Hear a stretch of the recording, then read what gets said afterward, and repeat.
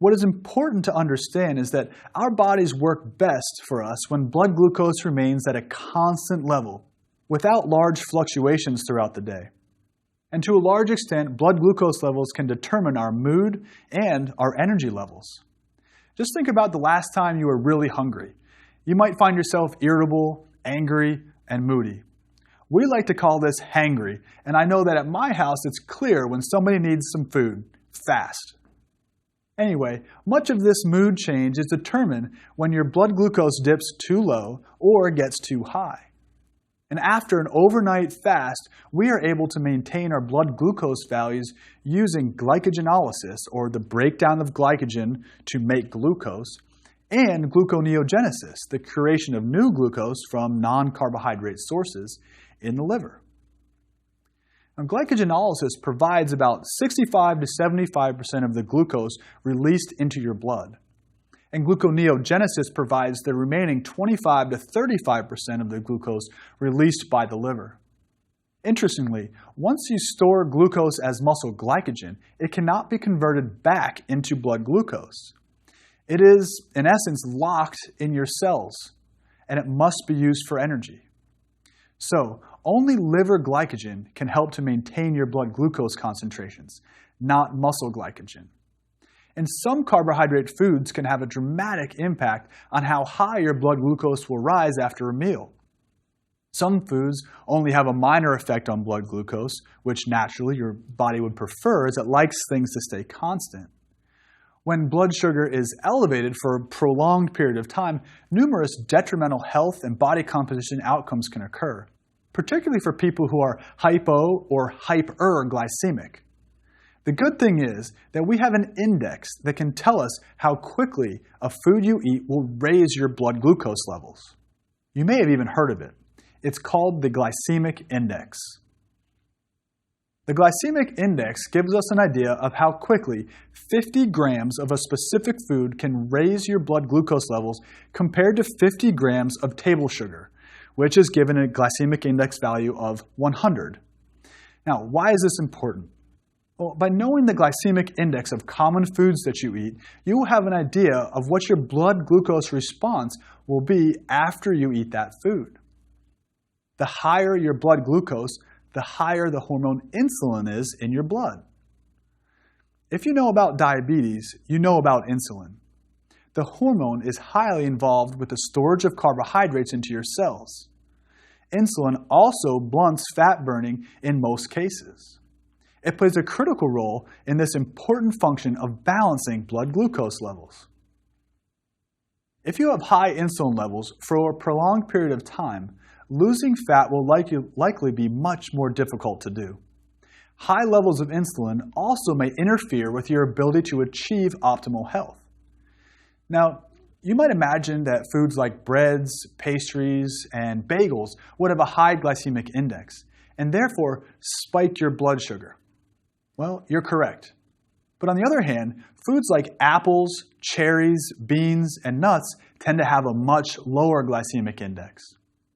So it is quite easy to see why many nutrition experts recommend eating foods that primarily have a low glycemic index value. However, if you based your entire diet upon the glycemic index, that isn't optimal either. This is because, one, you don't always eat 50 grams of a particular food, which is, as you know, what the entire glycemic index is based upon.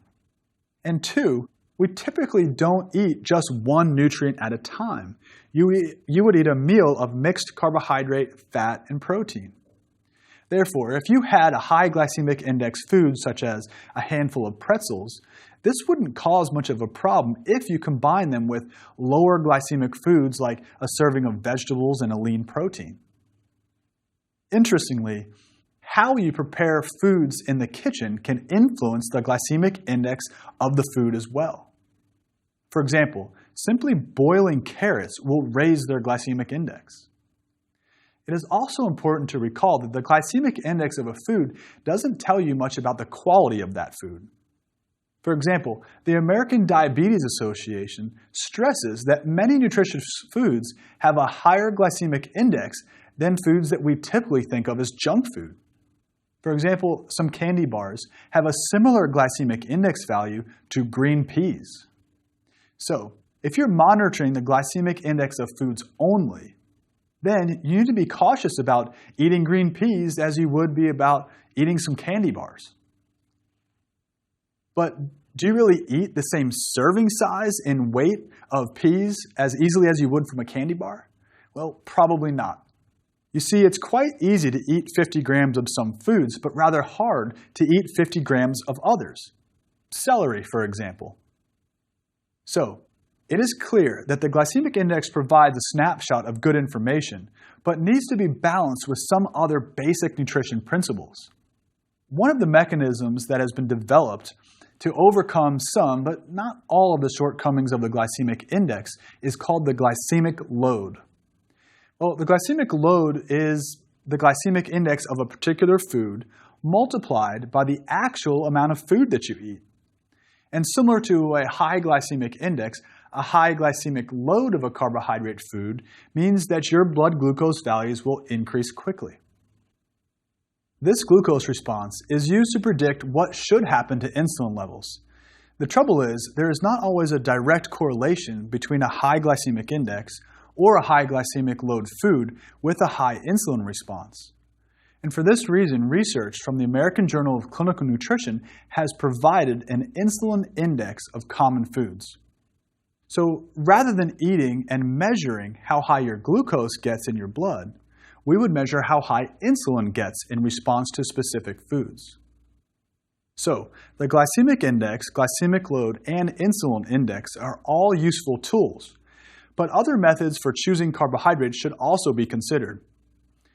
Ideally, what we need is a way to monitor carbohydrates that we eat so that they serve us to the greatest benefit while also minimizing any negative impact to our body composition and health. So, how do we eat carbohydrates and not have it become a problem? Well, there are a few strategies for approaching this goal.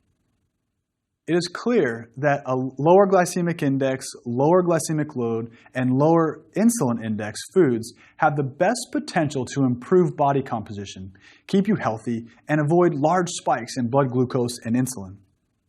On the other hand, many prepackaged foods and other refined carbohydrates like cereal, many breads, candy, and soda will quickly get into your bloodstream and over time have the greatest chance for causing some negative health consequences. Things like insulin resistance, where your body has to produce more and more insulin just to have the same effect it normally should have. So, unprocessed carbohydrates like vegetables, which are high in fiber and nutrient density, meaning it has many beneficial nutrients compared to the calories that it contains, should be a staple of our carbohydrate intake compared to overly processed carbohydrates and added sugars. Eating this way regularly should improve your fiber intake, your micronutrient intake for things like vitamins and minerals, increase your feelings of fullness or satiety for a longer period of time after eating. Another step in keeping blood glucose levels balanced is to exercise. How exactly does this work?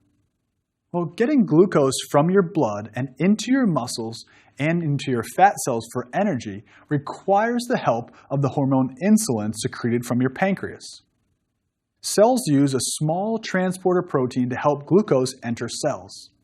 And this glucose transporter is called GLUT4. And when it becomes active, like when insulin is present, like after a high sugar snack, GLUT4 is part of a large family of GLUT transport proteins that exist in different body tissues. But muscle contractions that occur with exercise also help to shuttle blood glucose into your cells without insulin. So, during and after exercise, you have a greater ability to use blood glucose to produce energy and after exercise to store glucose as muscle glycogen. You see, after exercise, you have used up at least some of your stored muscle glycogen. This depletion of stored glycogen and the exercise activity itself ramp up the activity of an enzyme called glycogen synthase, which is used to make glycogen in your cells. So, at the end of exercise, your body is primed and prepared to store glucose as glycogen. What's more is that the exercise increased your body's ability to be insulin sensitive, meaning you're more responsive to less of this powerful hormone. Theoretically then, the best time to consume any carbohydrate-heavy meals would be after vigorous exercise, because you've metabolically prepared to handle them the best that you can. I find it interesting that researchers have investigated what happens to a high-carb pasta meal both after rest and after exercise. As you might expect, after rest, the high-carb meal stopped the ability of these participants to burn fat. The authors wrote that this was because of the large insulin increase, which stops fat burning. But after moderate intensity exercise, just 60% of maximal effort, eating the high-carb pasta meal did not lower their ability to burn fat, and no body fat was gained. So the best time to eat a meal with a lot of carbohydrates to preserve your healthiest body composition is most likely right after you exercise. As you can tell, there is quite a bit to know when it comes to how carbohydrates can impact your body composition and health. They are required for many physiological mechanisms, including providing our brains and nervous system with energy. And although carbohydrates in excess will likely disrupt health and body composition, carbohydrates don't have to be off limits. We can choose to minimize added sugars in our diets. We can choose to eat low glycemic index and glycemic load carbohydrates, like vegetables, and less processed grains that are ultimately full of nutrients and fiber.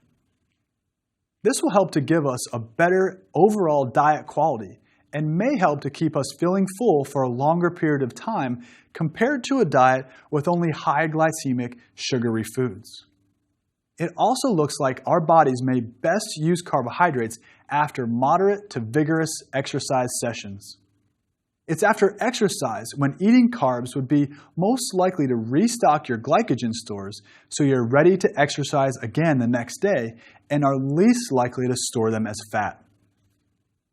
Carbohydrates can and should be tailor-made to fit your activity level and body composition because carbohydrates play an important role in our overall nutritional intake. We don't have to fear them, but we should choose them wisely, eat appropriate portion sizes, and be smart about when to eat them. Try this. Aim to eat your most starchy meals of the day, like pasta, after your hardest workouts.